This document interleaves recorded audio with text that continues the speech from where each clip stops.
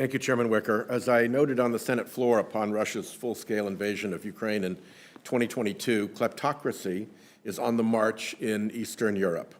Vladimir Putin's corrupt regime fabricated a pretext to invade Ukraine, a sovereign and peaceful nation. Putin's war helps divert the Russian people from his festering corruption and misrule, as Alexei Navalny bravely exposed. Putin for decades deployed corruption and kleptocracy as tools to strengthen his grip on Russia's government and to project influence throughout the region. In the process, he decimated Russia's free press, ended all political opposition, and grew his personal fortune to what is thought to be the largest in the world. I say thought to be because Putin's wealth is hidden behind shell corporations and nestled in tax havens, far from view of the people he robs and oppresses. Along the way, he's cultivated a group of oligarchs who also serve him as they, too, feed off riches that belong to the Russian people. As in many criminal enterprises, oligarchs launder dirty money through legitimate businesses and assets. Recognizing this, previous U.S. administrations and their international partners created agile task forces to target corruption and the corrupt oligarchs. But in one of her first moves after being sworn in, Attorney General Bondi pulled down DOJ's Kleptocracy Asset Recovery Initiative, which has recovered billions of dollars in ill-gotten gains from foreign kleptocrats, many Russian, many close to Putin.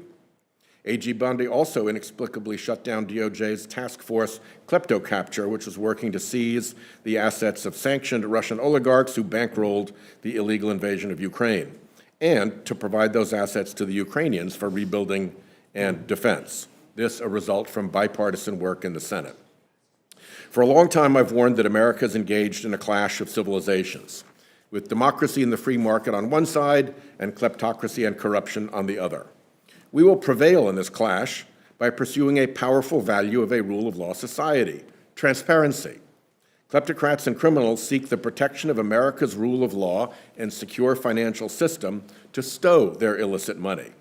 They don't want to hide what they stole in their own corrupt and crooked countries, but they need secrecy to avoid accountability. The Pandora Papers and the Panama Papers revealed webs of American shell corporations and trusts hiding dirty assets. They revealed professionals, wittingly or unwittingly, helping criminals and oligarchs hide dirty assets. Former Treasury Secretary Yellen said, "There's a good argument that the best place to hide and launder ill-gotten gains is actually the United States." My Bipartisan Corporate Transparency Act, enacted in 2020, was one beam of light into our own dark shell corporation corners. The law established a beneficial ownership register to sort out this anonymous shell company mess, helping law enforcement and national security officials identify who's behind webs of American shell companies. In March, the Treasury Department announced it would enforce the CTA's reporting rule only for foreign reporting companies, less than 1% of corporations and LLCs. The proposal was quickly panned by national security experts and law enforcement. Chairman Grassley and I joined in a bipartisan comment letter urging Treasury to rescind this misguided rule and fully implement the CTA as envisioned by Congress. It's not all doom and gloom. Treasury recently finalized proposals to shine light into the private investment advisor industry and into the residential real estate sector. The administration should also extend common sense transparency guidelines to commercial real estate purchases. Another bipartisan effort to combat kleptocrats is my Foreign Extortion Prevention Act, signed into law last Congress, co-led by several Helsinki commissioners, including co-chair Wilson, Senator Tillis, and the late Representative Jackson Lee. The law empowers the government to go after foreign officials that request or receive a bribe from a U.S. individual or corporation, or from any person while on U.S. territory.